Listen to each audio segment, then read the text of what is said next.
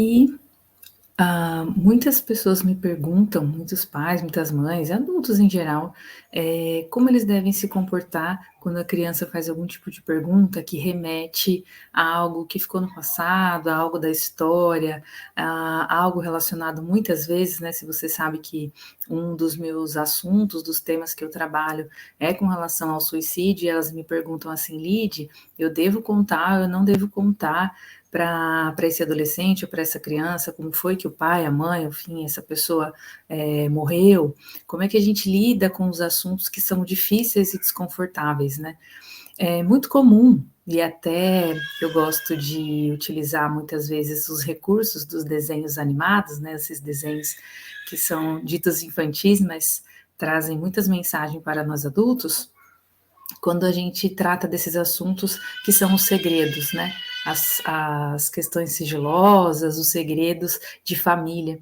Como enfermeira de família, eu pude vivenciar isso assim muito de perto, a dificuldade que as famílias têm para revelar, né, aquilo que tem um véu, aquilo que não pode ser dito para as próximas gerações. E aí o que acaba acontecendo, de certa forma, em muitas situações, obviamente, não uma relação direta, né, causa e efeito, mas existe muita a questão das repetições, né, assuntos que não podem ser falados, assuntos que não podem ser ditos, assuntos considerados tabus, assuntos em que não há segurança para falar sobre aquilo, eles acabam gerando sofrimento, né, angústia, muita frustração.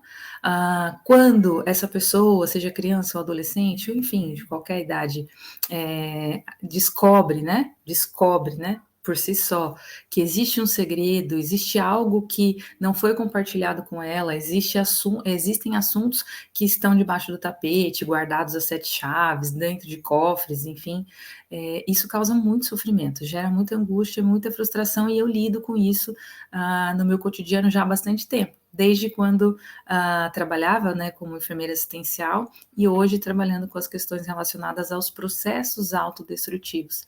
O quanto que quando a gente não pode falar, a gente sufoca.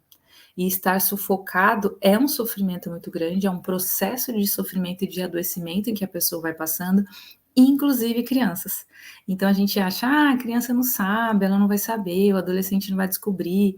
E o mais triste disso tudo é que muitas vezes aquelas pessoas bem intencionadas que nem sabem, né, como que a família vai lidar com determinados assuntos ou situações, ela vem e expõe de uma forma sem nenhum tipo de preparo.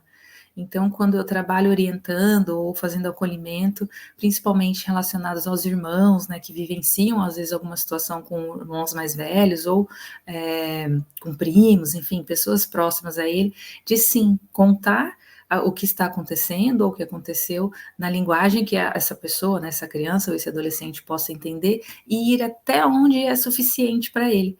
Porque muitas vezes a gente fica achando que precisa dar detalhes, falar sobre muitos aspectos que nos causam desconforto, nos tiram, né, da nossa zona, né, vamos dizer assim, de conforto, se é que é possível dizer, quando a gente tem acontecimentos que não são, que não encontram hospitalidade na gente, né, nas relações, nas situações, sentimentos e situações inóspitas, né, daquelas que a gente não gostaria de passar, mas quando a gente enfrenta essas situações, quando a gente pode encarar o que a gente não sabe e a gente pode falar numa linguagem que a criança ou o adolescente ou quem quer que seja possa entender e fazer parte, elaborar isso com gentileza, com compaixão, com tempo, com processo. Isso é fundamental, né? Eu gosto de, como eu estava falando, né, dos desenhos animados. Um deles, assim, que foi, eu já até falei em algum vídeo, não sei se foi ao vivo, se ficou gravado, enfim, sobre ele, que eu gosto bastante, que é o desenho da Frozen, né? Tira toda a parte que você talvez não goste de desenhos, mas ali tem um exemplo claro de quando a gente não compartilha as situações familiares, elas podem se tornar trágicas. Elas podem virar, ganhar dimensões que a gente não imaginava, simplesmente porque alguma coisa ela é um segredo. Então, é um segredo que causa sofrimento e angústia na pessoa envolvida, né, diretamente envolvida, mas em todo mundo que está ao redor. Então, o desenho da Frozen, Frozen 1, né, quando a Elsa, né, descobre que ela tem esse poder, que até então eles estão achando, né, uns falam sobre encantamento, outros falam que é uma maldição, porque ela sai congelando tudo quando ela está, principalmente quando ela não está bem, ela está nervosa, está irritada ou está passando por uma situação desconfortável para ela sai congelando aleatoriamente tudo, não consegue controlar aquele poder ali dado a ela. E numa situação em que elas ainda eram crianças, né, ela e a irmã, agora esqueci o nome da irmã, olha que coisa, já assisti esse desenho infinitas vezes, mas enfim, ela e a Ana, a Elsa e a Ana estão brincando, e a Ana, então, bem pequenininha, sabendo, né, que a irmã tinha esse poder mágico de transformar a neve, né, as coisas em neve, e elas brincam ali, né, num dos salão do castelo, e por um acidente o poder, né, acerta a Ana, e aí, né, tem essa questão de congelar o coração, né, de congelar até tem o troll lá que fala, né? Se congelar o cérebro a gente dá jeito, mas se congelar o coração a gente não dá. E só fazendo um parênteses aqui, né? Como é que anda o nosso coração? Anda congelado para as situações, para o sofrimento alheio das pessoas. Porque, como eu falo bastante aqui de comunicação compassiva e de como a compaixão ela pode ser utilizada para a transformação social, como é que está o nosso coração? Está congelado? Porque quando o cérebro está congelado, a gente dá jeito, já dizia o troll. Mas um coração congelado aí, a situação fica mais grave.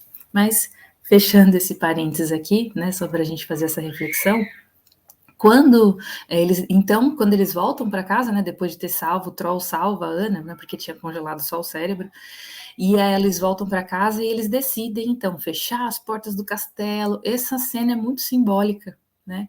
Porque quando a gente tem um segredo, quando a gente tem algo que a gente não pode ser compartilhado dentro da família, né? Com as pessoas que moram com a gente, com as pessoas que são nossas referências, nossos apoios, isso faz com que a gente também se feche, né? Então, existe algum assunto, algum tema que você não pode falar com seu filho, com seu adolescente? Existe algum assunto que está tão sigiloso que ninguém pode saber? Ou ele percebe que existem alguns sigilos, então ele já nem fala. Procura saber se seu filho, sua filha, as pessoas que são importantes para você podem, conseguem, sentem-se à vontade para falar sobre todos os assuntos que surgirem na vida. Porque isso vai ser fundamental no desenvolvimento, então, dessa saúde emocional que eu tenho buscado ajudar pais e mães a desenvolverem em si próprios, né, e também ajudar as crianças e os adolescentes. E aí, então, eles decidem, voltando lá na Frozen, eles decidem fechar todo o castelo e esse assunto se torna um segredo sepulcral e eles fazem, né, lá para que a Ana esqueça. Então ela cresce isolada da irmã, se sentindo abandonada, né? A irmã cresce achando que ela, né, tem ali algo que ela precisa controlar e que ela não pode deixar, não deixar saber, né? Tem até a musiquinha que fala, né, não deixar saber, que ela tem que ali manter aquele segredo, né, para que ninguém descubra. E aí, todo desenrolar do filme, que eu não preciso falar, talvez você, se é pai e mãe, provavelmente já assistiu, e se não assistiu, acho que vale a pena para essa reflexão, né, daquilo que nós tornamos segredos, daquilo que nós tornamos sigilosos ou deixamos em sigilo por diversas gerações. Então, eu não conto que aconteceu tal coisa com uma pessoa do passado e aí depois essa criança ela descobre, ou mesmo que não descubra, né? Só o fato da Elsa carregar esse segredo com ela já gera muito sofrimento, já gera uma pessoa que está o tempo todo,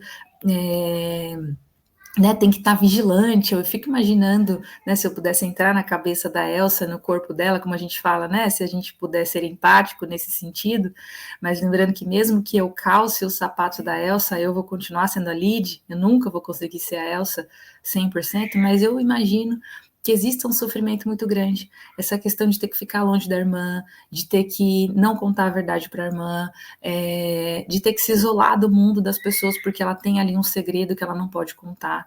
E aí depois, como eu falei, né, vocês vão ver lá como se dá esse desfecho.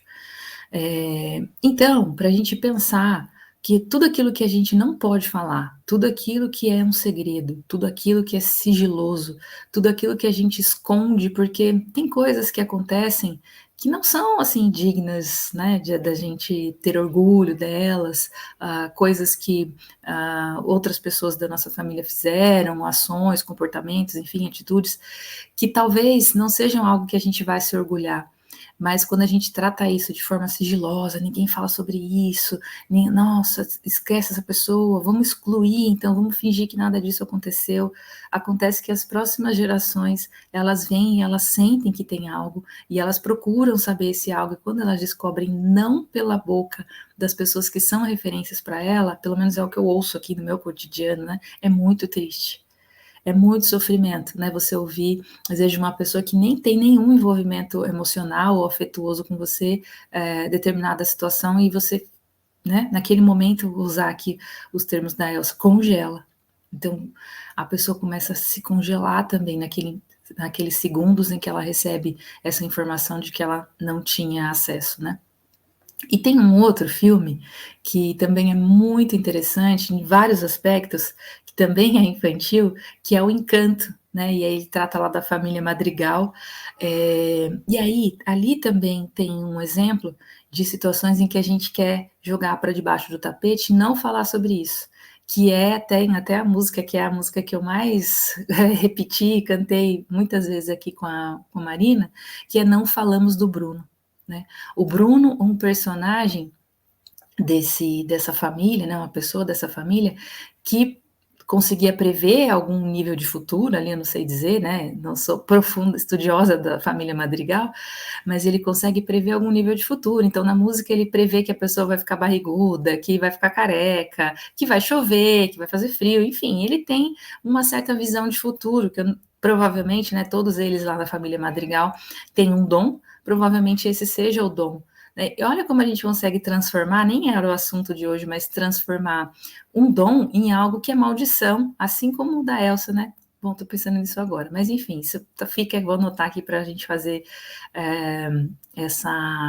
falar sobre isso num outro momento, que eu acho que é muito importante, que muitas vezes eu recebo, principalmente adolescentes, com diversas habilidades, mas a família torna aquilo algo, não, isso não vai te dar dinheiro, enfim, mas como eu falei, né, vou guardar para próximo vídeo. E vamos continuar aqui falando dos sigilos e dos segredos. Então, aí tem esse Bruno, né, que está o tempo todo ele excluído da família. Então a personagem principal, ela, que é a Mirabel, ela fica querendo saber, mas quem é esse Bruno? E aí quando alguém toca no nome do Bruno, vem a musiquinha, né? Não falamos do Bruno, não, não. Então, quais são os Brunos que a gente não fala na nossa casa? Quais são os Brunos que a gente tenta esconder? E aí é interessante que o Bruno, ele não vai embora, né? Ele não está fugido do mundo. Ele continuou na família, né? Ele foi morar, então, entre as paredes da casa, né? Que é uma casa encantada, né? O filme se chama Encanto. E ele está sempre por ali, né? Ele sempre não foi excluído, não se permitiu a exclusão. Ele introjetou esse personagem, né, de que ele precisava estar fora. Ele acreditou nisso, já que toda a família disse que ele não, o que ele fazia, o dom dele não servia, né, para as pessoas ali, mas ele fica ali por perto. Então, isso também é uma outra metáfora de que as coisas que às vezes a gente quer excluir, não, vamos excluir, isso aqui acabou, esse assunto está enterrado, vamos arquivar isso, vamos colocar num cofre, vamos decretar sigilo de 100 anos, seja o que for, né? Aquele segredo, ele fica ali rondando a família, ele fica ali rondando as pessoas, e a gente tem, então, um sofrimento muito grande, como eu falei no início, principalmente de crianças e adolescentes, quando elas se dão conta de que, né, de certa forma, se sentem enganadas, né, que foram enganadas por alguém, ou principalmente nas pessoas que são importantes para ela. E por que eu falo disso? Por que esse assunto é importante? Porque ele é um disparador para que a gente consiga pensar nas conversas que a gente precisa e pode ter com as crianças e os adolescentes, que sejam inclusivas, e não que os exclua né, do seio familiar, que os exclua daquilo que a família até aquele momento acreditava ou tem como um valor. Por que a gente não pode discutir alguns assuntos, né? E às vezes isso é tão inconsciente, né, que somente o fato de uma pessoa ou de um adolescente pensar sobre determinado assunto, né, não é nem falar, é pensar, já é uma afronta. E quanto sofrimento isso vai causando, né, de forma processual, porque não é assim, como eu falei lá no começo, não é uma relação direta, né, causa e efeito. O sofrimento é um processo. Tudo aquilo que não se pode falar, tudo aquilo que eu não posso perguntar, tudo aquilo que não pode ser esclarecido, tudo aquilo que tem que ficar debaixo do tapete, o que essa minha família não tolera, né? Tudo isso vai causar nos adolescentes, nas crianças, enfim, todo mundo, né, envolvido na história, mas aqui como eu tenho falado com os pais e ajudado profissionais que trabalham com crianças, enfim, essas questões, elas estão ali, elas estão rodando, a gente não pode se iludir achando que elas estão debaixo do tapete ou trancadas dentro dos cofres, né? Porque elas não estarão para sempre, né? Elas não estarão trancadas, elas virão à tona em algum momento. Então, tem muitas questões relacionadas. Quando eu estava na estratégia de saúde da família, tinha muita questão relacionada com adoção, né? Eu conto que ela é uma filha adotiva, eu conto que ela é filha de um outro relacionamento do meu marido, e aí a mãe, sei lá o que aconteceu, e sou eu que educo e cuido dessa criança. Eu conto, eu não conto, eu conto, eu não conto, e gente, a verdade vai ser sempre o melhor caminho, né? O caminho do coração, o caminho em que a gente vai estabelecer conexão, o caminho em que a gente vai estreitar relacionamento. Eu desconheço alguma história, seja real, fictícia, em que a mentira fez conexão, em que esconder ou omitir, ou como quer que seja a palavra que vocês queiram usar, estreitou relacionamentos, né? Muito pelo contrário. Os corações se separam quando a gente nossos relacionamentos estão pautados em não verdades, né? Em omissões. E é claro que eu não estou dizendo aqui, como eu fiz no post, algumas pessoas até me perguntaram no reservado, que eu vou sair vomitando toda essa. Então, senta aqui que agora eu vou te dar uma aula da família, sei lá, vou falar da minha família Soares, vou contar tudo o que aconteceu, quem fez isso, quem matou, quem não fez, quem traiu. Não, não é sobre isso. Mas é sobre, aos poucos, no nosso relacionamento, no nosso cotidiano, a gente poder falar sobre as pessoas. Não tem ninguém que esteja excluído, né? Nenhuma história que esteja excluída. Por mais que a gente não se orgulhe das histórias que aconteceram, né? Elas aconteceram em algum momento, é uma oportunidade para a gente dizer a respeito do que a gente valoriza, quais são os nossos valores, quais são as nossas crenças, como é que a gente lida com as situações que não são situações confortáveis, vamos dizer assim. É um momento para abrir, né, o espaço para o diálogo, porque o diálogo ele sempre vai trazer muito mais conexão, fortalecimento, vínculo. E é muito comum eu ouvir isso, né? Foi muito comum enquanto eu estava na assistência direta ali no SUS trabalhando, e hoje, mesmo hoje, né, que eu tenho um trabalho mais indireto com as pessoas, mas elas chegam e elas muitas vezes com dúvidas do que falar, do que não falar, de como acolher e não acolher. E aí, quando muitas vezes eu vou conversar com uma criança ou com um adolescente, os questionamentos que eles trazem são relacionados à família que ele desconhece. A história da família que ele não pode ter acesso, que ele não pode saber. E é óbvio, né, que isso vai gerar uma curiosidade imensa, que eles vão atrás da informação e não necessariamente da melhor forma possível, né, da melhor forma com que a gente poderia falar com eles, conversar com eles sobre aquele determinado assunto e, inclusive, expor a nossa vulnerabilidade, a nossa fragilidade como pai, como mãe, né, como educador, enfim, porque não necessariamente a gente vai ter todas as respostas o tempo todo. Mas eu posso dizer, olha, isso aconteceu, o que eu sei sobre essa história é isso, isso e isso.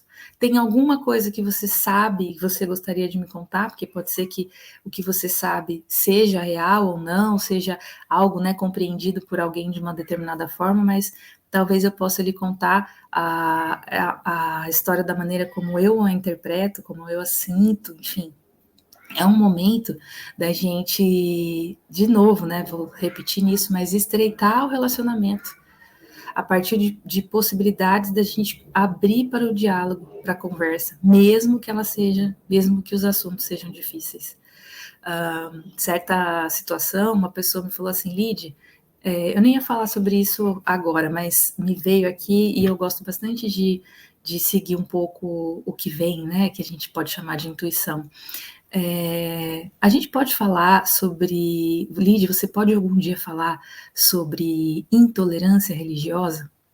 E aí eu fiquei pensando naquela pessoa vários dias, porque quando alguém, e isso acontece bastante, e eu acho bom, né, porque as pessoas, de certa forma, sentem uma confiança de contar algumas coisas para mim, de me pedir essa ajuda, e eu fico feliz porque é para isso que eu tô aqui todos os dias.